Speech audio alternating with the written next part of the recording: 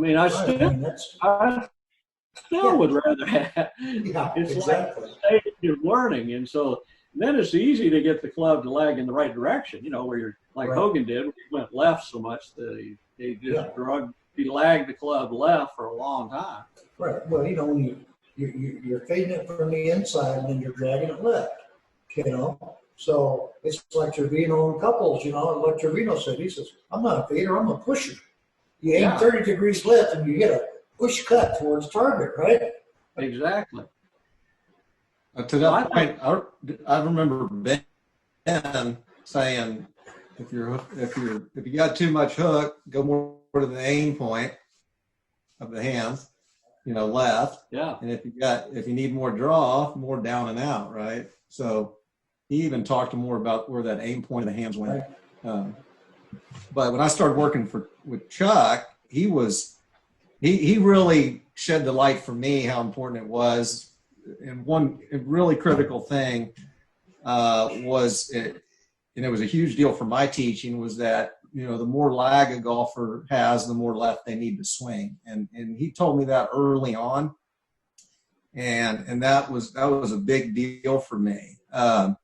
And how I relate it to players is that, you know, you're coming down this inclined plane, right? And based on how much lag you have, you know, we got sweep releasers and maximum and all that, but there's a point, and it's predicated on the golf club and the length of the shaft as well, that it's like you're in a street, it's an angled street, and you got all these left turns, right? And at some point, you got to make that left turn. And that left turn can be a pull, you know, body. It can be a couple, you know. People do it that, you know, some do it more body, but it has to start changing directional force, right? And that was a big deal early on with Chuck. I mean, even when I watched him, you know, spending mega time with Kite, you know, putting a shaft right up against his left arm at address, trying to get him to go left of the shaft, right? Yeah.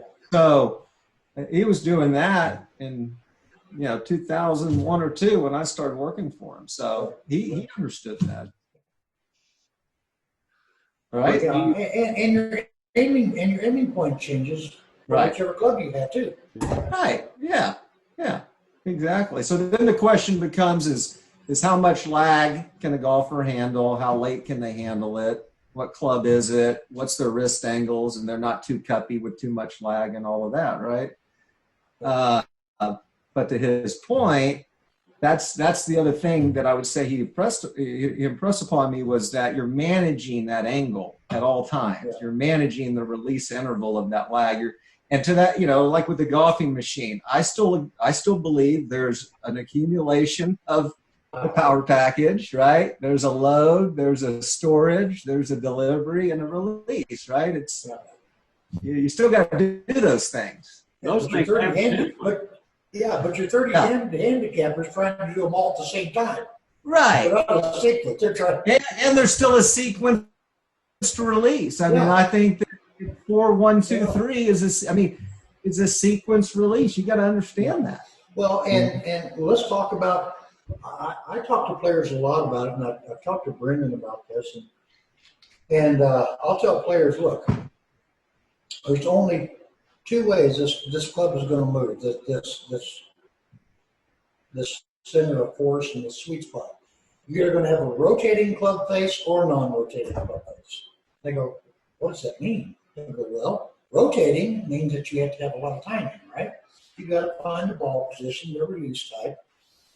I said, non-rotating, you just try to keep the club face square to the arc of the swing. This is what you see today in a lot of players that our generation would have called closed back then. But it's really not closed. It's just square to the arc. So now they don't have to time the roll. So because you have a full roll, a half roll, and a no roll. So those are, and you know, then you have the vertical hinging, right? So you've got no roll, reverse roll, half roll, and vertical hinge. So now you have 3 rolling and 1 non-rolling. So, you know, when I look at players that get a lot of, you know, bend in the left wrist at the top and they can't seem to make this transition and they're trying to swing left. Well, they're swinging left because their club face is so open. But it's the only way they can figure out how to close it. So it's really not a roll anyway. They're just coming outside in, right? So I set up a station, and I just put a shaft about 10 yards in front of them, right? From a square stance, hit 10 balls to the right, 10 balls to the left. Which one is easier to do? If you're somebody who can start the ball left easier, then we gear your pattern towards a full fade. If you're somebody who can start to the right easier, we do a push draw. I mean, it's you're like, well, I want to hit a draw. Why? It goes farther. Well, not if all the numbers are the same. Okay, you can take a 90-pound woman and her numbers match Dustin Johnson's. They're going to hit it the same length because the numbers match. So, I mean, that's just kind of what I do, you know. Ren, what do you do, man? Brendan. What's that, buddy? You broke up on me a little bit there. I said, so what do you do in those cases? As far as just the individual goes? Yeah. Yeah, I I mean, mean, if you got somebody that's really cupped at the top or overly flexed or whatever, you know.